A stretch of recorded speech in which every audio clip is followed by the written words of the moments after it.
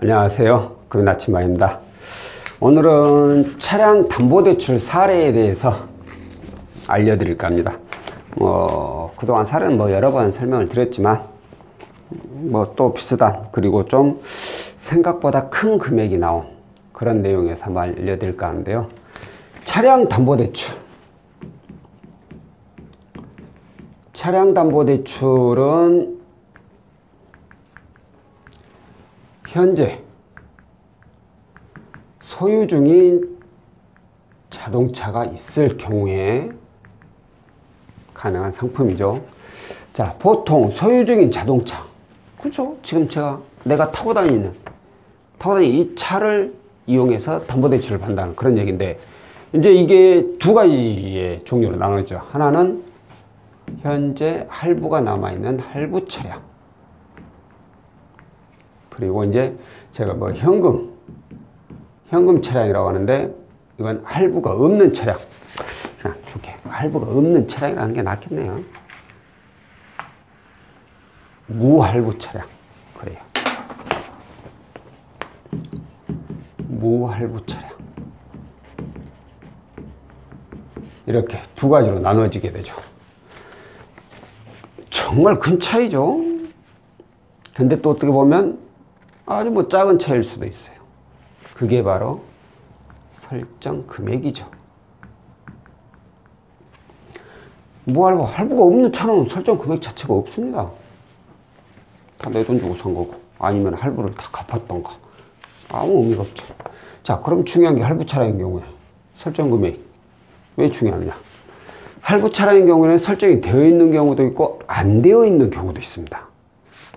할부로 구입할 당시에 내 신용이 좋고 소득이 있고 부채가 별로 없다면 설정 자체가 없는 경우가 종종 있습니다. 근데 할부를 구입할 당시에 내 신용이 그닥 좋은 편도 아니고 소득은 있지만 미미했거나 아니면 소득이 없거나, 그리고 가지고 있는 부채도 있고, 그런 경우에는 이제 설정을 하게 되죠. 그럼 이 설정이 되어 있는 경우에는 설정 금액이 얼마이냐에 따라서 차량 시세를 뺀 나머지 금액이 대출 금액이 되죠. 이것은 그냥 이게 대출 금액이 되는 거죠. 아무것도 없고 그냥 차량 시세. 오늘 글씨가 많이 날아갑니다. 글씨를 보고 이해하려고 하지 마시고 제 얘기를 듣고 이해를 하십시오. 이상하네요. 제가 어깨가 좀 안 좋아가지고 주말에 병원에 가려고요. 50견인가. 여러분, 이렇게 해서 대출 금액이 이제 산정이 되는데, 오늘 알려드릴 사례의 주인공은 바로 이분입니다. 무할부 차량. 할부가 전혀 없으신 분. 얘기 들어보면 이것도 좀 안타까워요. 사연이 있어요. 사연이 있어야지 또 글도, 영상도 이렇게 또 찍을 만도 또 나는데, 당사자 입장에서는 참 땅을 치고 후회할 일이죠. 자, 오늘 연락을 주신 분의 조건을 보면 현재 직장인이십니다. 직장인이고 4대 보험도 되시고, 재직이 한 이제 2개월째. 연봉으로 따지면 2,100만 원 정도 되시는 분인데, 본인 소유의 자동차가 있습니다. 연봉 2,100인데 차는 좀 좋습니다. 렉스터 2019년식, 그것도 주행거리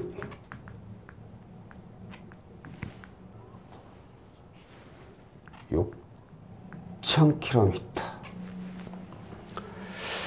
렉스턴 차는 저희 장인어른께서 몰고 다니는 차입니다. 그래서 제가 이게 차가 한 2년 됐나? 그때 당시에 차값을 들어서 대충 얼마 가는지 뭐 5천? 그 정도 되는 거예요. 올해 뽑으셨어요. 올해 2월에 뽑으신 분이. 자, 차량을 어떻게 뽑았느냐.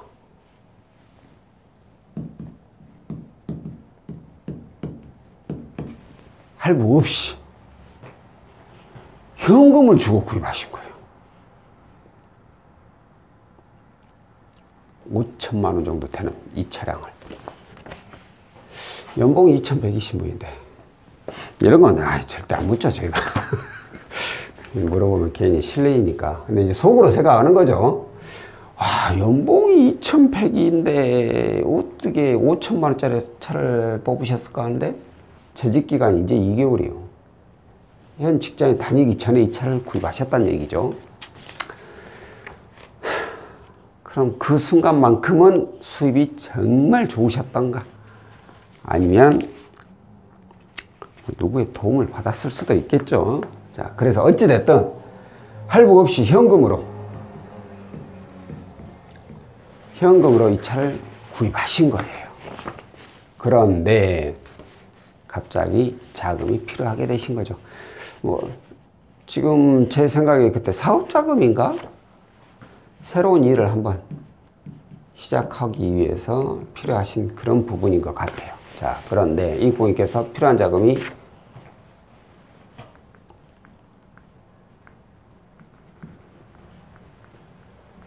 4천만 원입니다. 내가 4천이 필요한데 과연 가능하겠느냐? 라고 문의를 주신 거예요. 이제 직장 2개월 다녔지 연봉은 2,100만 원밖에 안 되지. 아, 대출은 햇살론으로. 이건 또 어떻게 받으셨대? 아, 이전에 받으신 거구나. 많이 안 남았으니까.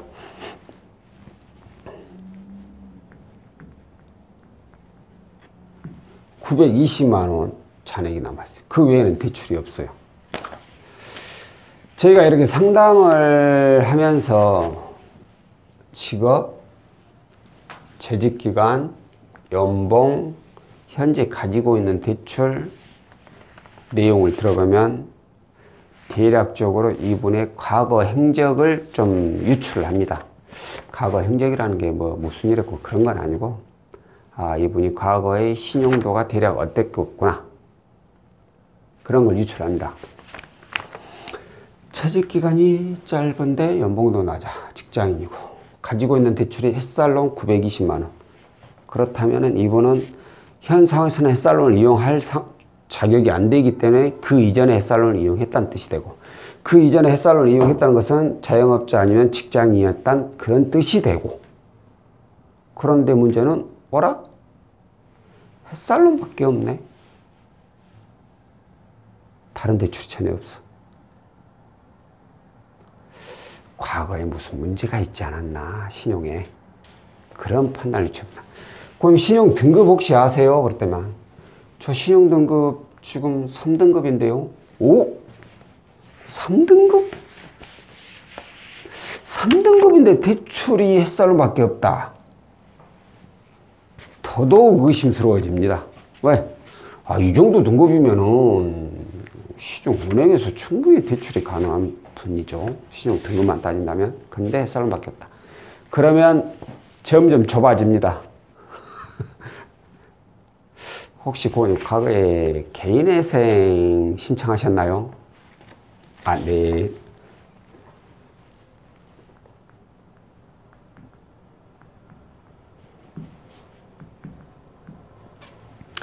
개인회생 면책을 받으신 거죠. 자, 그러면 어떻게 되느냐. 개인회생 면책을 받고 신용카드를 만들면 그 3개월 정도 지나면 신용등급이 이렇게 확 좋아집니다. 그런데 상황의 일은 이렇게 잘 나가는 회사라든가 잘 나가는 사업장을 꾸리고 있는 게 아니죠. 그렇다 보니까 은행 대출을 이용하기 어려운 상황이고, 그래서 당장 쉽게 이용할 수 있는 게 그때 당시에는 햇살론이 될 수밖에 없어요. 그나마 금리 낮은 게. 이분은 정말 잘하신 거예요. 안 그랬으면 이금융권 대법적 고금 쓰셔야 돼. 근데 본인이 머리를 잘 쓰셔가지고 그나마 저금 정부지원 자금을 이용하신 거죠. 자, 그러면 신용 등급은 좋은데 재직 기간이 짧아. 은행에서 대출이 안 될까요? 될 수는 있습니다.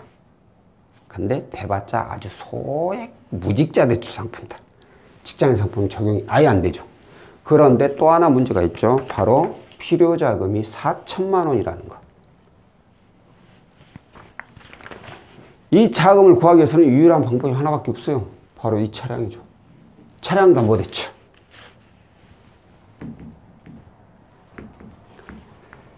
차량담보대출을 이용하시는 수밖에 없고, 고객님한테는 제가 아까 말씀드렸지, 이 차가 2년 전인가 한 5천이었으니까 거의 뭐 비슷한 가격이라고 하더라도 오래 뽑았으니까 4천은 나오지 않겠느냐 속으로 판단을 했어요. 고객님께는 그거밖에 없다, 방법이. 그 외에는 없습니다. 그랬다면 그럼 일단 뭐 무조건 4천이 필요하니까 이걸 해주세요. 그래가지고 조회를 했어요. 조회를 했는데 3,100만 원. 금리는 연 13.5%. 금액에 대해서 고객님보다 제가 더 실망을 해버렸어요. 아니, 내 인정을 5천만 원대 차를 갖다가 이제 탄지 1년도 아니고 2년도 안 되고 아니고 단 몇 개월 탔는데 3,100이 말이 되느냐 했는데, 신차를 뽑았을 경우에 단 한 달을 타든 두 달을 타든 상관없이 금융사에서는 이게 어차피 이제 중고차 담보대출이 되잖아요. 이 차량으로 받는 거니까 가격이 초반에 확 떨어져 버립니다. 확 떨어지고 그 다음부터 이렇게 차근차근 이 내용이 바로 그 내용이에요. 일단은 중고차가 돼버리니까 기존의 신차로 샀던 금액하고 상관없이 이 금액이 나와버린 거죠. 3,100만 원까지. 고객님께서는 고민을 많이 하셨어요. 필요한 금액이 4천만 원인데 거의 돈 1,000만 원 가까이 차이가 나버리니까. 그리고 나서 그날 오후에 다시 연락을 주셨습니다. 일단 고민 좀 해보고 연락을 주겠다고 하시면서 오후에 나머지 부족한 금액은 자신이 구해보겠다 얘기하시고 이거라도 일단 해달라고 해서 3,100만 원을 13.5% 이용을 하신 그런 사례가 되겠습니다. 이 상품에 대해서 알려드리면서 뭐 차량 담보대출로 3,100만 원 나간다는 게 굉장히 큰 금액이에요. 적은 금액은 아니에요. 이보다 뭐 더 큰 금액도 많이 있긴 하지만 평균적으로 따지면 3,100은 전 금액은 아닙니다. 그런데 이제 오늘 알려드리고자 하는 또 하나의 중요한 내용은, 내가 신차를 구입해서 이 차를 뭐 현금으로 구입했거나 아니면 할부로 구입을 했거나 상관없이 할부금을 다 상환했고 현금이 당연히 설정 없으니까, 그랬다면 차를 구입한 지 얼마 되지 않았다고 하더라도 초창기 차값은 훅 떨어진다는 겁니다. 예상했던 금액에서 조금 벗어납니다. 그런 부분을 좀 참고하시라는 거죠. 왜? 이건 신차 담보대출이 아니거든요. 저희가 취급하는 건 중고차 담보대출이 어떻게 보면 2019년 지금이 10월이니까 예를 들어서 19년 9월에 이걸 구입을 했다. 현금으로 구입을 했다. 근데 저희한테 신청하면 이거 이제 누구한테 신청하더라도 중고차 담보대출이 돼버리는 거예요. 그렇기 때문에 조금 생각했던 금액과는 차이가 있을 수도 있다 라는 걸 좀 알려드리고 싶습니다. 자, 오늘은 여기까지고요. 다음번엔 또 다른 상품으로 찾아뵙도록 하겠습니다. 고맙습니다.